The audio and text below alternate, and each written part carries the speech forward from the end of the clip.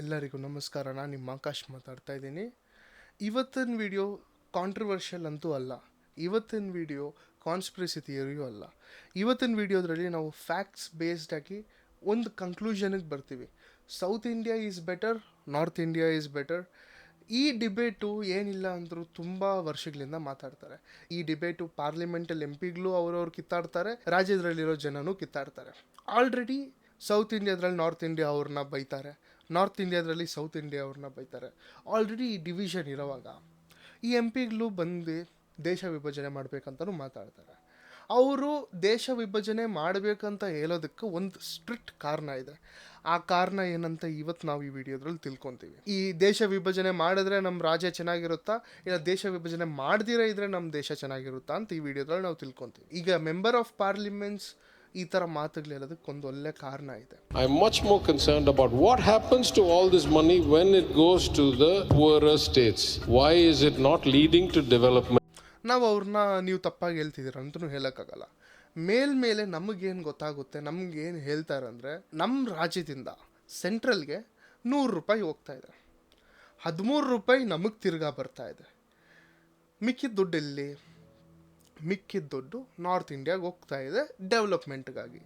ಈಗ ನಾವು ಒಂದು ದೇಶ, ಈಗ ಒಂದು ಫ್ಯಾಮ್ಲಿಯಲ್ಲಿ ನಿಮ್ಮ ಅಣ್ಣ ತಮ್ಮ ಕೆಳಗೆ ಬೀಳ್ತಾ ಇದ್ದರೆ ನೀವು ಸಪೋರ್ಟ್ ಮಾಡ್ತೀರಾ, ನೀವು ಎತ್ಕೊತೀರಾ. ಅದೇ ಥರ ನಾವೊಂದು ಯೂನಿಯನ್ ಆಫ್ ಸ್ಟೇಟ್ಸ್.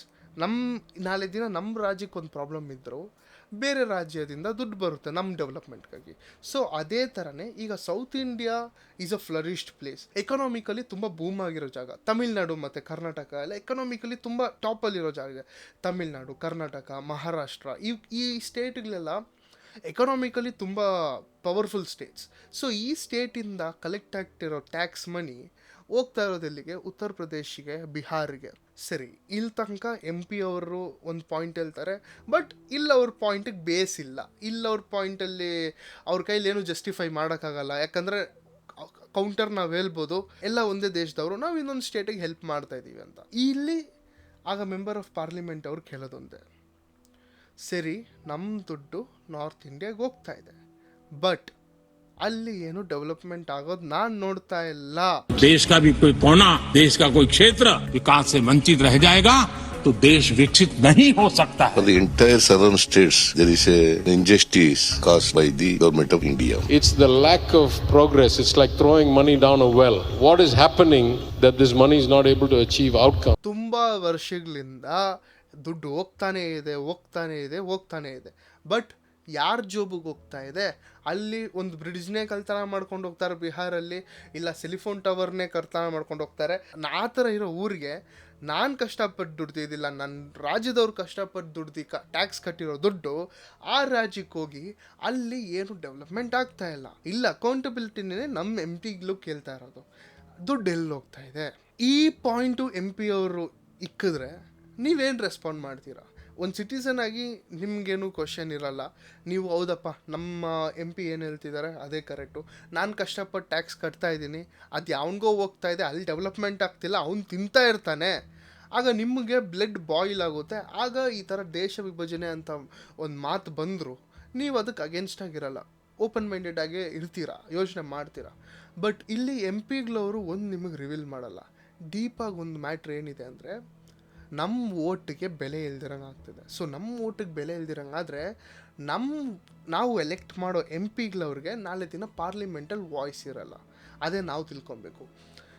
ಈ ರೀಸನ್ನ ಯಾವ ಪಿನೂ ಎಕ್ಸ್ಪ್ಲೈನ್ ಮಾಡ್ತಾ ಇಲ್ಲ. ಇದನ್ನ ಅರ್ಥ ಮಾಡ್ಕೊಬೇಕಂದ್ರೆ ಸ್ವಲ್ಪ ರಿವೈಂಡ್ ಮಾಡಿದ್ರೆ ಇಲ್ಲಿ ನಾವು ಒಂದು ರೇಷೋ ಅರ್ಥ ಮಾಡ್ಕೊಬೇಕು. ಸೌತ್ ಇಂಡಿಯನ್ ಸ್ಟೇಟ್ಸ್ ಎಲ್ಲ ಸೇರಿ 53% ಟ್ಯಾಕ್ಸ್ ಕಟ್ತಾ ಇದ್ದಾರೆ, ಅಷ್ಟು ಕಾಂಟ್ರಿಬ್ಯೂಟ್ ಮಾಡ್ತಾ ಇದ್ದಾರೆ. ಬಟ್ ಅವ್ರಿಗೆ ರಿಸೀವ್ ಆಗ್ತಾ ಇರೋದು 13%, 15% ಮ್ಯಾಕ್ಸಿಮಮ್.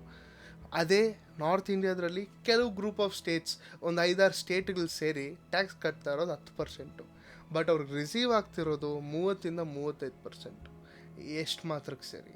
ಈಗ ನಾವು ರಿವೈಂಡ್ ಮಾಡಿ ಸ್ವಲ್ಪ ಹಿಸ್ಟ್ರಿಗೆ ಹೋದರೆ ನಮಗೇನು ಅರ್ಥ ಆಗುತ್ತಂದರೆ, ಬ್ರಿಟಿಷ್ ಆಳ್ಕೆ ಮಾಡ್ತಿರೋವಾಗ ಬ್ರಿಟಿಷು ಜಮೀನ್ದಾರಿ ಸಿಸ್ಟಮ್ನ ಫಾಲೋ ಮಾಡ್ತಾಯಿದ್ರು. ಒಂದು ಇಷ್ಟು ಜಮೀನಿಗೆ ಒಬ್ಬರೇ ಓನರು, ಆ ಓನರ್ ಟ್ಯಾಕ್ಸ್ ಕಲೆಕ್ಟ್ ಮಾಡ್ತಾರೆ, ಆ ಜಮೀನಿಂದ ಬರೋ ದುಡ್ಡನ್ನ ಕಲೆಕ್ಟ್ ಮಾಡಿಕೊಂಡು ಅದನ್ನ ಸ್ಟೇಟಿಗೆ ಕಳಿಸ್ತಾರೆ. ಸ್ಟೇಟ್ ಯಾರ್ದು? ಬ್ರಿಟಿಷ್ ಅವರು ಆ ದುಡ್ಡು ಕಲೆಕ್ಟ್ ಮಾಡಿ ಅವ್ರು ಇಂಗ್ಲೆಂಡಿಗೆ ಕಳಿಸ್ತಾಯಿದ್ರು.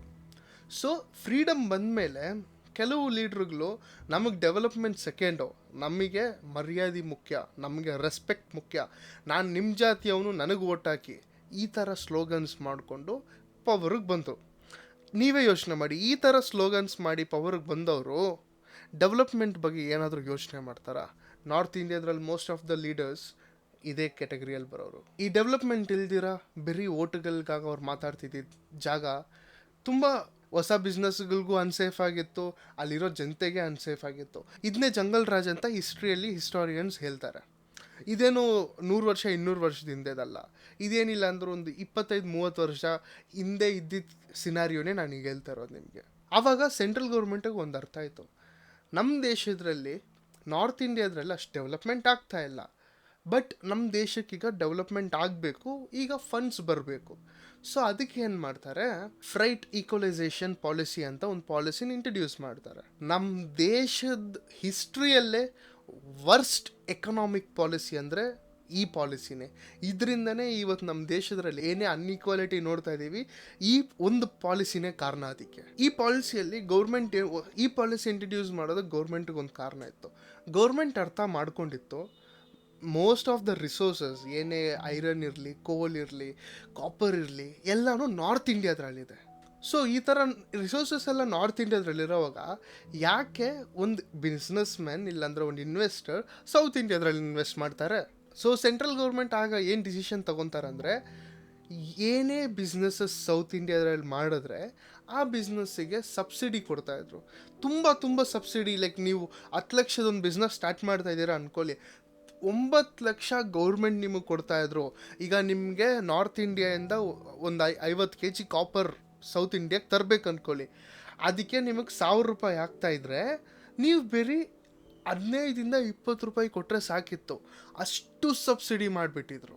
ಆಗ ಫ್ಯಾಕ್ಟ್ರಿ ಓನರ್ಸ್ಗೆ ಒಂದು ಅರ್ಥ ಆಯಿತು, ಈ ಥರ ಸಬ್ಸಿಡಿ ಬರ್ತಾ ಇರೋವಾಗ ಯಾಕೆ ಸೌತ್ ಇಂಡಿಯಾದ್ರಲ್ಲಿ ನಾವು ಫ್ಯಾಕ್ಟ್ರಿ ಸ್ಟಾರ್ಟ್ ಮಾಡಿದ್ರೆ ಆಗಲ್ಲ? ಒಂದು ಕಡೆ ನಾರ್ತ್ ಇಂಡಿಯಾದ್ರಲ್ಲಿ ಟ್ರಾವೆಲಿಂಗ್ಗೆ ಲಿಮಿಟ್ ಇದೆ, ಸೌತ್ ಇಂಡಿಯಾದ್ರಲ್ಲಿ ಕೋಸ್ಟಲ್ ರೀಜನ್ ಇದೆ, ಎಲ್ಲ ಕಡೆ ಸಮುದ್ರ ಇದೆ, ಶಿಪ್ಸುಗೆ ಟ್ರಾನ್ಸ್ಪೋರ್ಟೇಷನ್ಸ್ಗೆ ತುಂಬ ಬೆಸ್ಟ್ ಆಗಿರುತ್ತೆ ಅಂತ ಇನ್ವೆಸ್ಟರ್ಸು ಯೋಚನೆ ಮಾಡ್ತಾರೆ. ಒಂದು ಬಿಸ್ನೆಸ್ ಮ್ಯಾನಿಗೆ ಬೇಕಾಗಿರೋ ಎಲ್ಲ ಪರಿಸ್ಥಿತಿನೂ ಸೌತ್ ಇಂಡಿಯಾದ್ರಲ್ಲಿ ಸೆಂಟ್ರಲ್ ಗೌರ್ಮೆಂಟ್ ರೆಡಿ ಮಾಡಿಕೊಟ್ರು. ಒಂದು ಸಮುದ್ರಗಳಿದೆ, ಒಳ್ಳೆ ಪೋರ್ಟ್ಗಳಿದೆ, ಸೊ ನಿಮಗೆ ಶಿಪ್ಪಿಂಗ್ ಈಸಿಯಾಗಿರುತ್ತೆ. ಇನ್ನೊಂದು ಒಳ್ಳೆ ಸಬ್ಸಿಡಿಗಳಿದ್ದಾವೆ, ಸೊ ನಿಮಗೆ ಬಿಸ್ನೆಸ್ ಸ್ಟಾರ್ಟ್ ಮಾಡೋಕ್ಕೆ ಇರಲಿ, ರನ್ ಮಾಡೋಕ್ಕೆ ಇರಲಿ ಅಷ್ಟೊಂದು ರಿಸ್ಕ್ ಇಲ್ಲ. ಇನ್ನೊಂದು ಬೇಸಿಕಲಿ ನಿಮಗೆ ಟ್ರಾನ್ಸ್ಪೋರ್ಟೇಷನ್ನ ಕಂಪ್ಲೀಟಾಗಿ ಗೌರ್ಮೆಂಟ್ ನೋಡ್ಕೊತಾ ಇದ್ರು. ಸೊ ಯಾವುದೇ ಬಿಸ್ನೆಸ್ ಮ್ಯಾನ್ ಇರಲಿ, ಅವ್ನು ಸೌತ್ ಇಂಡಿಯಾಗೆ ಇನ್ವೆಸ್ಟ್ ಮಾಡ್ತಾನೆ. ಸೊ ಎಲ್ಲ ಬಿಸ್ನೆಸ್ ಮ್ಯಾನು ಸೌತ್ ಇಂಡಿಯಾಗೆ ಬಂದು ಬಿಸ್ನೆಸ್ಸಸ್ ಸ್ಟಾರ್ಟ್ ಮಾಡ್ತಾರೆ. ಈ ಪಾಲಿಸಿ ಏನಿಲ್ಲ ಅಂದರೂ 40 ವರ್ಷ ಕಂಟಿನ್ಯೂಸ್ ಆಗಿ ರನ್ ಆಯಿತು. ಯೋಚನೆ ಮಾಡಿ, ಎಷ್ಟು ಬಿಸ್ನೆಸಸ್ ಬೂಮ್ ಆಗಿರುತ್ತೆ, ಎಷ್ಟು ಬಿಸ್ನೆಸಸ್ ಸೌತ್ ಇಂಡಿಯಾದ್ರಲ್ಲಿ ಸ್ಟಾರ್ಟ್ ಆಗಿರುತ್ತೆ ಅಂತ ಯೋಚನೆ ಮಾಡಿ ನೋಡಿ. 40 ವರ್ಷದಲ್ಲಿ ಇಷ್ಟೊತ್ತಿಗೆ ಒಂದು ಅರ್ಥ ಆಯಿತು ಗೌರ್ಮೆಂಟ್ಗೆ, ಎಲ್ಲ ಇನ್ವೆಸ್ಟರ್ಸು ಸೌತ್ ಇಂಡಿಯಾದ್ರಲ್ಲಿದ್ದಾರೆ, ನಾರ್ತ್ ಇಂಡಿಯಾನ ತಿರ್ಗಾ ಬೂಸ್ಟ್ ಮಾಡಿಬಿಟ್ಟವ್ರೆ, ಆಗ ಏನು ಮಾಡೋಣ ಅಂತ 1993 ಈ ಪಾಲಿಸಿನ ಸ್ಕ್ರ್ಯಾಪ್ ಮಾಡಿ ಬಿಸಾಕ್ತಾರೆ. ಈ ಪಾಲಿಸಿನ ಸ್ಕ್ರ್ಯಾಪ್ ಮಾಡಿದ್ಮೇಲೆ ನಾರ್ತ್ ಇಂಡಿಯಾಗೆ ಏನಾದರೂ ಹೆಲ್ಪ್ ಮಾಡಿದ್ರೆ ಗೌರ್ಮೆಂಟು? ಯಾಕಂದರೆ ಈಗ ನಾರ್ತ್ ಇಂಡಿಯಾದ್ರಲ್ಲಿ ಏನು ಡೆವಲಪ್ಮೆಂಟೇ ಇಲ್ಲ, ಎಲ್ಲ ಸೌತ್ ಇಂಡಿಯಾದ್ರಲ್ಲಿ ಬಿಸ್ನೆಸ್ಸಸ್ ಸ್ಟಾರ್ಟ್ ಆಗಿದೆ. ನಾರ್ತ್ ಇಂಡಿಯಾಗೆ ಇಷ್ಟು ಲಾಸ್ ಆಗಿದ್ನ ಒಂದು ಚೂರು ಕೂಡ ಗೌರ್ಮೆಂಟ್ ಅವ್ರು ಕೇರ್ ಮಾಡಲಿಲ್ಲ. ಇದರಲ್ಲಿಂದ ನನಗೆ ಮತ್ತು ನಿಮ್ಗೆ ಏನು ಅರ್ಥ ಆಯ್ತಂದರೆ, ಏನು ಮಾಡೋಕ್ಕಾಗುತ್ತಪ್ಪ, ನಮಗೆ ಗೌರ್ಮೆಂಟ್ ಹೆಲ್ಪ್ ಮಾಡ್ತು, ನಾವು ಡೆವಲಪ್ಮೆಂಟ್ ಮಾಡ್ಕೊಂಡ್ರಿ, ನಾವು ಅದನ್ನ ಯೂಸ್ ಮಾಡ್ಕೊಂಡ್ರಿ. ಬಟ್ ಈಗ ಏನಿಲ್ಲ ಅಂದ್ರೆ ಒಂದು 20 ವರ್ಷದಿಂದ ನಮ್ಮ ಕಡೆಯಿಂದ ದುಡ್ಡು ನಾರ್ತ್ ಇಂಡಿಯಾಗೆ ಹೋಗ್ತಿದೆಯಲ್ವ, ಏನು ಡೆವಲಪ್ಮೆಂಟ್ ಯಾಕೆ ಆಗ್ತಾಯಿಲ್ಲ? ಇದೇ ಒಂದು ಪ್ರಾಬ್ಲಮ್ಮು ಪಾಲಿಟಿಕ್ಸಲ್ಲಿ, ಯಾರು ಮಾತಾಡ್ತಾ ಇಲ್ಲ. ಆವಾಗ ಸೌತ್ ಇಂಡಿಯಾದ ರೆಪ್ರೆಸೆಂಟೇಷನ್ ಪಾರ್ಲಿಮೆಂಟಲ್ಲಿ ಜಾಸ್ತಿ ಇತ್ತು. ಆ ರೆಪ್ರೆಸೆಂಟೇಷನ್ನ ಅಡ್ವಾಂಟೇಜ್ ಆಗಿ ಇಟ್ಕೊಂಡು ಸೌತ್ ಇಂಡಿಯನ್ MPಸು ಸೌತ್ ಇಂಡಿಯಾಗೆ ಸಪೋರ್ಟಿವ್ ಆಗಿ ಪಾಲಿಸೀಸ್ ರೆಡಿ ಮಾಡಿದ್ರು. ಅದರಿಂದ ಸೌತ್ ಇಂಡಿಯಾ ಇನ್ನೂ ಡೆವಲಪ್ ಆಯಿತು. ಯಾವಾಗ ಒಂದು ದೇಶಕ್ಕೆ ಪ್ರತಿಯೊಂದು ಸಿಟಿಸನ್ನು ರೆಪ್ರೆಸೆಂಟ್ ಮಾಡೋಕ್ಕಾಗ್ತಾ ಇಲ್ಲ, ಆವಾಗೇ ಈ ಒಂದು ರೈಟ್ ಡೆವಲಪ್ ಆಗುತ್ತೆ, ಇಲ್ಲ ಲೆಫ್ಟ್ ಡೆವಲಪ್ ಆಗುತ್ತೆ, ಇಲ್ಲ ಮೇಲೆ ಡೆವಲಪ್ ಆಗುತ್ತೆ, ಇಲ್ಲ ಕೆಳಗಡೆ ಡೆವಲಪ್ ಆಗುತ್ತೆ. ಕಂಪ್ಲೀಟ್ ದೇಶನ ಒಂದೇ ಸತಿ ಡೆವಲಪ್ಮೆಂಟ್ ಮಾಡೋಕ್ಕಾಗಲ್ಲ. ಈಗ ನಾನೊಂದು ಪಾರ್ಟಿ ಅವನು, ನನಗೆ ಯಾರು ಓಟ್ ಹಾಕ್ತಾರೆ, ನಾನು ಅವ್ರನ್ನ ತಾನೇ ಡೆವಲಪ್ ಮಾಡ್ತೀನಿ. ಸೊ ಅದೇನೇ ಫಾಲೋ ಆಗಿರೋದಿಲ್ಲಿ. ಅದರಿಂದ ಯೂಶ್ವಲಿ ಸೌತ್ ಇಂಡಿಯಾನೇ ಡೆವಲಪ್ ಆಯಿತು, ನಾರ್ತ್ ಇಂಡಿಯಾ ಅನ್ಡೆವಲಪ್ಡ್ ಆಗಿ ರಿಮೈನ್ ಆಯಿತು. ನಾರ್ತ್ ಇಂಡಿಯಾ ಜಾತಿ ಅಂತ ಹೇಳ್ಕೊಂಡು ಅದರಿಂದ ಹೋರಾಡ್ತಿರುವಾಗ ಸೌತ್ ಇಂಡಿಯಾದ್ರಲ್ಲಿ ಕಂಪ್ಲೀಟಾಗಿ ಡಿಫ್ರೆಂಟಾಗಿ ಒಂದು ಅಪ್ರೋಚ್ ತೊಗೊಂಡ್ರು. ಎಕ್ಸಾಂಪಲ್ ದ್ರವಿಡಿಯನ್ ಮೂಮೆಂಟ್, ಆ ಥರ ಮೂಮೆಂಟ್ ಎಲ್ಲ ಅಪ್ಪರ್ ಕ್ಯಾಸ್ಟ್ ಇರೋರಿಗೆ ಬೆಲೆ ಇಲ್ದಿರಂಗೆ ಮಾಡಿದ್ರು. ಅಪ್ಪರ್ ಕ್ಯಾಸ್ಟ್ ಅವರು ನಮಗೂ ವ್ಯತ್ಯಾಸ ಇಲ್ಲ ಅಂತ ಪ್ರೂವ್ ಮಾಡಿದ್ರು. ಅದು ಒಳ್ಳೇದೇ, ಯಾಕಂದರೆ ಅದರಿಂದನೇ ಇವತ್ತು ಸೌತ್ ಇಂಡಿಯಾ ಎಷ್ಟು ಡೆವಲಪ್ ಆಗಿದೆ ಅಷ್ಟು ಡೆವಲಪ್ ಆಗಿರೋದು. ಕರ್ನಾಟಕದ ಮೇಜರ್ ಡೆವಲಪ್ಮೆಂಟ್ಗೆ ಒಬ್ಬರೇ ಮೇನ್ ಕಾರಣ ವಿಶ್ವೇಶ್ವರಯ್ಯ. ಒಂದೇ ಒಂದು ಮೋಟೋನ ಸಿನ್ಸಿಯರಾಗಿ ಫಾಲೋ ಮಾಡ್ತಾಯಿದ್ರು, ಡೆವಲಪ್ಮೆಂಟ್ ಮಾಡು, ಇಲ್ಲ ಅಂದರೆ ಬಿದೋಗು ಅಷ್ಟೇ. ರಾಜ್ಯನ ಡೆವಲಪ್ಮೆಂಟ್ ಮಾಡೋಕ್ಕಾಗಿಲ್ಲ ಅಂದರೆ ಆ ರಾಜ್ಯ ಮುಳುಗೋಗೋದು ಕನ್ಫರ್ಮ್ ಅಂತ ವಿಶ್ವೇಶ್ವರಯ್ಯಗೆ ಒಂದು ಬಿಲೀಫ್ ಇತ್ತು. ಆಗ ವಿಶ್ವೇಶ್ವರಯ್ಯ ಪ್ರೈಮರಿ ಎಜುಕೇಷನ್ನ ಕಂಪಲ್ಸರಿ ಮಾಡಿದ್ರು, ತುಂಬ ಕಡೆ ಡ್ಯಾಮ್ಗಳನ್ನ ಬಿಲ್ಡ್ ಮಾಡಿದ್ರು, ತುಂಬ ಇನ್ಫ್ರಾಸ್ಟ್ರಕ್ಚರ್ಸ್ನ ರೆಡಿ ಮಾಡಿದ್ರು. ಮೋಸ್ಟ್ ಇಂಪಾರ್ಟೆಂಟಾಗಿ ಇಂಜಿನಿಯರಿಂಗ್ ಕಾಲೇಜಸ್ನೇ ಫೌಂಡ್ ಮಾಡಿದ್ರು. ಯಾಕಂದರೆ ಇಂಜಿನಿಯರ್ಸೇ ನಾಳೆ ನಮ್ಮ ದೇಶನ ಕಟ್ಟೋದಂತ ಹೇಳಿ ವಿಶ್ವೇಶ್ವರಯ್ಯ ತುಂಬ ದೊಡ್ಡ ರೋಲ್ನ ಪ್ಲೇ ಮಾಡಿದ್ರು. ಇನ್ನೊಂದು ಕಡೆ ತಮಿಳ್ನಾಡಲ್ಲಿ ಲಿಟ್ರಸಿ 19% ಇದ್ದಿತ್ತು. ಆಗ ಕೆ ಕಾಮರಾಜ್ ಅಂತ ಒಬ್ಬರು ಅವರೊಂದು ಅರ್ಥ ಮಾಡಿಕೊಂಡ್ರು, ಎಜುಕೇಷನ್ ಇಲ್ಲ ಅಂದರೆ ಒಂದು ರಾಜ್ಯ ಡೆವಲಪ್ಮೆಂಟ್ ಆಗಲ್ಲ, ಅಲ್ಲಿರೋ ಜನರು ಡೆವಲಪ್ಮೆಂಟ್ ಆಗಲ್ಲ. ಸೊ ಅಲ್ಲಿ ಮಕ್ಕಳನ್ನ ಸ್ಕೂಲಿಗೆ ಕಲಿಸ್ತಾ ಇರಲಿಲ್ಲ, ಮಕ್ಕಳನ್ನೂ ಫಾರ್ಮಿಂಗಾಗಿ ಯೂಸ್ ಮಾಡ್ತಾಯಿದ್ರು. So K Kamaraj You cannot teach math to a starving child. ಆ ಮಕ್ಕಳಿಗೆ ಲಂಚ್ ಬ್ರೇಕಲ್ಲಿ ಫ್ರೀಯಾಗಿ ಗೌರ್ಮೆಂಟ್ ಊಟ ಸ್ಪಾನ್ಸರ್ ಮಾಡುತ್ತೆ. ಇಮ್ಮಿಡಿಯೇಟಾಗಿ ತುಂಬ ಜನ ಅವ್ರ ಮಕ್ಕಳನ್ನ ಕಲಿಸ್ತಾರೆ. ಯಾಕಂದರೆ ಆಲ್ರೆಡಿ ಬಡತನ ತುಂಬ ಇತ್ತು, ಆಲ್ರೆಡಿ ಊಟಕ್ಕೆ ಕಷ್ಟಪಡ್ತಾಯಿದ್ರು. ನಮ್ಮ ಮಕ್ಕಳು ಒಂದು ಸ್ಕೂಲ್ಗೆ ಹೋಗಿ ಅಲ್ಲಿ ಅವ್ರ ಎಜುಕೇಷನೂ ಆಗುತ್ತೆ, ಅವ್ರ ಊಟನೂ ಸಿಗುತ್ತೆ ಅಂದರೆ ಯಾವ ಪೇರೆಂಟ್ಸ್ ಹಿಂದೋಗ್ತಾರೆ? ಆ ಥರನೇ ತುಂಬ ಜನ ಎಜುಕೇಟ್ ಆದರು, ಲಿಟ್ರಸಿ ರೇಟ್ ಹಂಗೆ ಸ್ಕೈ ರಾಕೆಟ್ ಆಯಿತು. ಸೊ ಕೆ ಕಾಮರಾಜ್ ಅನ್ನೋರು ತಮಿಳ್ನಾಡಿಗೆ ತುಂಬ ಒಳ್ಳೆ CM ಆಗಿ, ಹೆಂಗೆ ನಮ್ಮ ವಿಶ್ವೇಶ್ವರಯ್ಯಗೆ ನಾವಿವತ್ತು ತುಂಬ ರೆಸ್ಪೆಕ್ಟ್ ಕೊಡ್ತೀವಿ, ಅದೇ ಥರ ತಮಿಳ್ನಾಡಲ್ಲಿ ಕೆ ಕಾಮರಾಜ್ ಅಂತಂದರು.